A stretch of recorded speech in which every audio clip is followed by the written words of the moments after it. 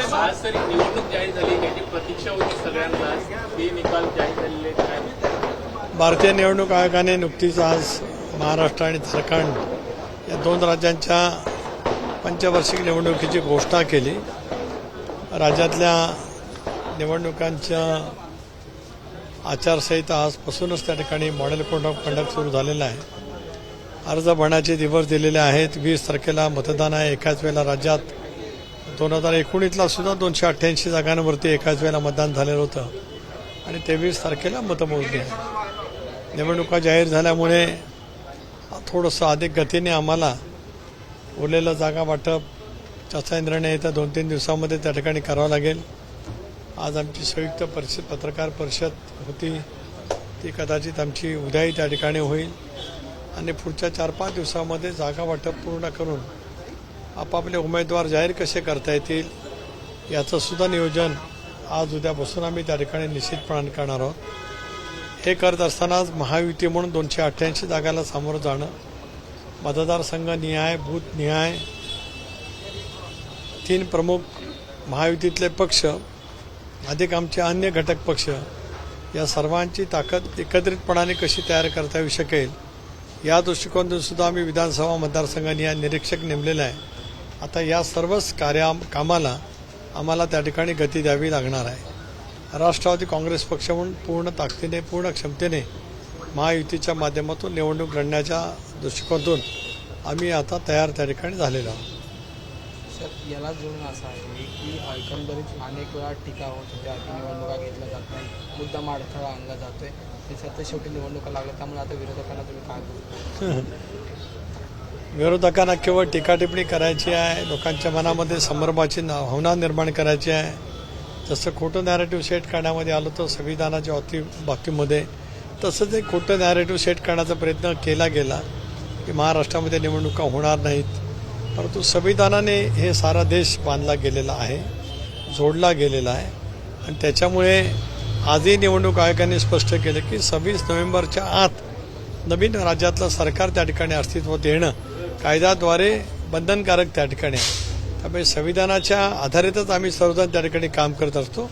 परंतु आवई उठवणं, खोटं narrative set करणं हा विरोधकांचा एक कलमी कार्यक्रम असल्यामुळे अशाच पैच्या भावंड्या उठवण्याचा प्रयत्न झाला. साहेब, अजून पहिला असेल 14 दिवस एका टप्प्यामध्ये मतदान होत आहे.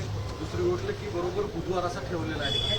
लोकांनी सुट्ट्या सुद्धा सलग लावून कुठे बाहेर जाऊ नये, म्हणजे मतदान वाढवण्याच्या दृष्टिकोनात आहे प्लॅन केला दिसतोय.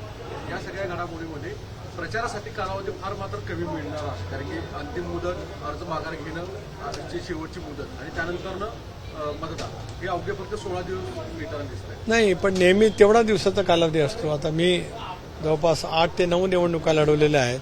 त्यामुळे अर्ज मागे घेण्याच्या दिवसापासून मतदानाचा दिवस यामधला कालावधी हा एवढाच राहिलेला आहे. त्यामुळे प्रचाराला कमी कालावधी मिळतो अशातला काय भाग नाही. उलट आजपासूनच प्रचाराची सुरुवात आपापल्या पद्धतीने करता येऊ शकते. राज्यामध्ये दोन्ही विरोधक असतील, सत्तारूढ पक्ष असतील, आज आघाडीमध्ये आहेत, 3 प्रमुख राजकीय पक्ष आहेत. त्याच्यामुळे थोडासा वेळ उशीर होईल, पण मिळालेला वेळ हा पुरेसा नक्कीच त्या ठिकाणी आहे. आणि 288 जागांवरती काय पहिल्यांदाच निवडणूक होती अशातला काय भाग नाही. एका वेळेला 2019च्या निवडणुका सुद्धा त्या दिवशी झाल्या. आता तारखा वगैरे हे शेवटी निवडणूक आयोग त्या सगळ्या, विशेष करून मधल्या कालावधीमध्ये भारतीय निवडणूक आयोग मुख्य आयुक्त आणि दोन्ही आयुक्त मुंबईला आले होते. सर्व राजकीय पक्षांची त्यांनी बैठक बोलवली होती. त्या सर्व राजकीय पक्षांच्या बैठकीमध्ये किंवा प्रत्येक राजकीय पक्षाने हेच मांडलेलं होतं की दिवाळीसारखा मोठा 4 दिवसांचा सण आहे. अगोदर तर दसरा होताच, परंतु दिवाळीसारखा सण आहे, त्याच्यामुळे त्याच्यानंतरच्या तारखा असाव्यात अशापैकी मागणी सर्वच राजकीय पक्षांनी केली होती. मला असं वाटतं या साऱ्या गोष्टी लक्षामध्ये ठेवत निवडणूक आयोगाने अत्यंत योग्य निर्णय त्या ठिकाणी घेतले. तुमची पहिली यादी कधी येणार आहे? कारण की महायुती जी आहे, महायुतीची पहिली यादी कधी? हरियाणामध्ये विजय झाला म्हणून आज महाराष्ट्राची म्हणजे आता हरियाणाच्या निकालाच्या नंतर पराजय होणार असं विजय वडेट्टीवारांनी एका बाजूने कबुली दिली असा त्याचा अर्थ होतो. मला कळत नाही का संविधाना पदावरती असलेल्या विजय वडेट्टीवारांनी या निकालाच्या नंतर ही निवडणूक उद्या कसाही निकाल लागला असता तर निवडणूक कायद्याने घेणं बंधनकारक आहे. हे तर वडेट्टीवारांना ज्ञात नक्कीच आहे त्या ठिकाणी. त्यामुळे हरियाणाचे निकाल असे लागले असते, तसे लागले असते, कसे लागले असते तर निवडणुका घ्याव्यात लागल्या असत्या. पण टीका करण्यासाठी कुठलाही मुद्दा घेत अर्थहीन टीका करणं एवढंच काम आता विरोधकांना शिल्लक राहिले. पहिली यादी आपली कधीपर्यंत येईल? महायुती किंवा राष्ट्रवादी? मी मगाशी म्हटल्याप्रमाणे आज उद्या परवा 2-3 दिवसांमध्ये आम्ही एकत्रितपणाने बसू, 288 जागांच्या वरती एकमत करू. त्याच वेळेला आम्ही एक टाइम टेबल नक्की करू की आम्ही तिन्ही मिळून कशा कशा पद्धतीने आणि आमचे घटक पक्ष किंवा कशा पद्धतीने उमेदवारी जाहीर करायचं त्याचा निर्णय आम्ही सामुदायिकरित्या त्या ठिकाणी घेणार आहोत. पिपाणी हे चिन्ह अजून देखील फ्रीज झालेलं नाही. शरदचंद्र पवार गटाची मागणी होती की पिपाणी चिन्ह जे आहे ते फ्रीज झालं पाहिजे, कारण की गेल्या लोकसभेच्या निवडणुकीमध्ये पिपाणी या चिन्हाचा मोठ्या प्रमाणात फटका जो आहे तो त्यांच्या पक्षाला बसलेला होता. निवडणूक आयोगाने अजून देखील यावरती निर्णय नाही घेतला. नाही, या बाबतीमध्ये मला काही बोलायचं नाही, कारण शेवटी निवडणूक आयोग स्वायत्त आहे. त्याच्याबद्दलचा तो निर्णय त्या ठिकाणी योग्य तो असेल तो निवडणूक आयोग त्या ठिकाणी घेईल. सर आज मोठ्या प्रमाणामध्ये महायुतीकडे अनेकांचा ओढा आहे निवडणुकीसाठी उभं राहण्यासाठी. महाविकास आघाडीकडे सुद्धा ते चिन्ह दिसतंय. बंडखोरी ही सगळ्यात जास्त डोकेदुखी खरंच राहील सगळीकडे. एक असं आहे की यावेळेला आपण पाहिलं किंवा 95 पासून आपण जर काय बघत आलो तर 95ला राज्यामध्ये सर्वाधिक अपक्ष निवडून आले ते 45. ज्यावेळेला मी 95ला पहिल्यांदा विधानसभेवरती निर्वाचित झालो होतो त्यावेळेला, आणि त्यावेळेपासून आपण पाहिलं तर अपक्ष उमेदवारी करण्याचा संख्या ही दर निवडणुकीला टप्प्याटप्प्याने वाढत गेली. यावेळेला सुद्धा अपक्ष उमेदवारी होऊ शकतात, कारण मी बघतोय की जवळपास बऱ्याच मतदारसंघात भावी आमदार म्हणून लागणारे बोर्ड जर का आपण पाहिले तर एकेका मतदारसंघामध्ये 10 भावी आमदारांची संख्या पाहायला मिळते. स्वाभाविकपणे ज्या वेळेला इतक्या मोठ्या प्रमाणावरती प्रसिद्धीपेक्षा प्रचार करण्याचा प्रयत्न ज्यांच्याकडनं होतो आहे ते निवडणूक लढू शकतात. आमचा प्रयत्न राहील महायुतीचा की आमच्या पक्षाचे कुठलेही कार्यकर्ते महायुतीच्या उमेदवारांच्यापासून वेगळ्या पद्धतीने काही भूमिका घेणार नाहीत. या दृष्टिकोनातून जी दक्षता घ्यायची असेल की महायुतीचे सर्व पक्षाचे नेते निश्चितपणे त्या ठिकाणी घेतील. सर राज्याच्या नेतृत्वाची आज पत्रकार परिषद पार पडणार होती, पण ती अचानक रद्द झाली. याचं मूळ कारण तुम्हाला तरी कळलंय का? कारण नाही, मूळ कारण बाकी काही नाही. आज निवडणूक आयोगाची पत्रकार परिषद रात्री उशिरा त्या ठिकाणी घोषित झाली. स्वाभाविकपणाने सर्वांचं लक्ष निवडणूक आयोगांच्या पत्रकार परिषदेकडे असतंच, कारण शेवटी देशाला त्या गोष्टीची क्युरिओसिटी होती, एक माहिती जाणून घ्यायची होती की महाराष्ट्रातल्या निवडणुका नेमक्या केव्हा आहेत, कशा पद्धतीने होणार आहेत. त्यामुळे आजची पत्रकार परिषद उद्या होईल. सर काल हिरामन खोसकर जे काँग्रेसचे आमदार होते त्यांचा तुमच्या पक्षामध्ये पक्षप्रवेश झाला आहे, परंतु अजून देखील काही आमदार जे आहेत ते वेटिंग लिस्टवरती आहेत. त्यांचा पक्षप्रवेश तुमच्या पक्षामध्ये कधी होईल? हो, आता वेटिंग लिस्टवरती खूपच आहेत, म्हणजे चर्चा बऱ्यापैकी पुढे त्या ठिकाणी गेलेल्या आहेत.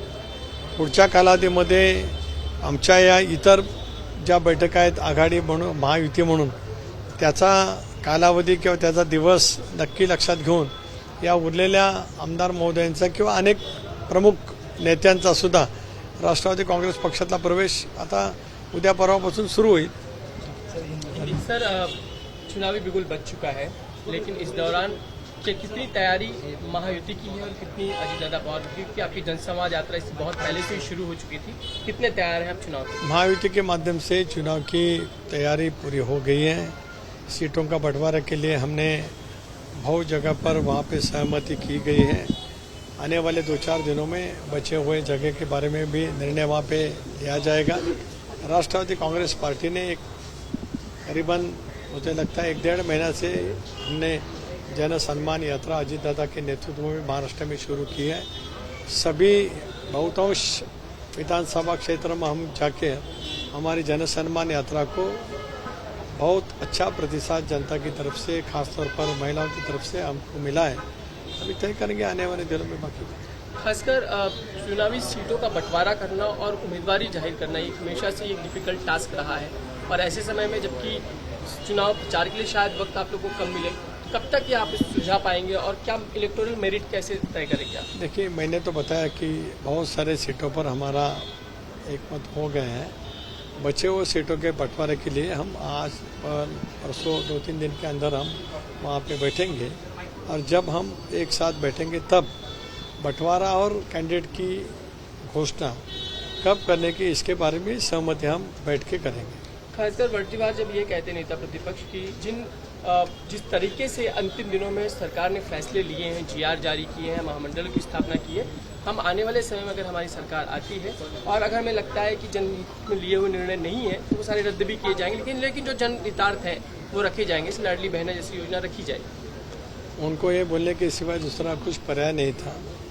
राज्य सरकार ने जो कुछ निर्णय लिए हैं जनता के हित के लिए लिए हैं और मुझे पूरी तरह से भारी विश्वास है कि इस चुनाव में महाराष्ट्र की जनता महायुति को अच्छी तरह से के वहाँ पे बहुमत दे देंगी और हमारा सरकारी वहाँ पे रूढ़ हो जाएगा। सरकार ने टोल माफ कर दिया, लेकिन जो नेता प्रतिपक्ष उसमें टोल में झूठ नजर आता है। वो 400 करोड़ के भ्रष्टाचार का आरोप लगाते हैं। देखो, आरोप करना तो उनका काम ही है, वो तो करेंगे।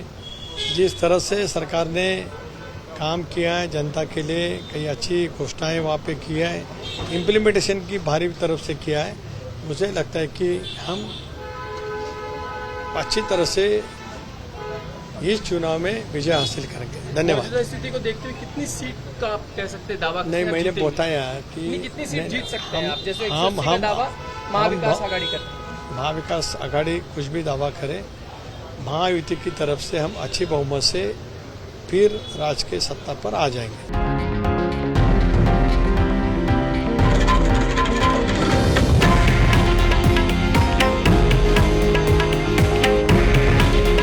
हे आहे देशातील नंबर 1 न्यूज नेटवर्क आणि आपण पाहत आहात TV9 मराठी। काळजी तुमची, हित महाराष्ट्राचं।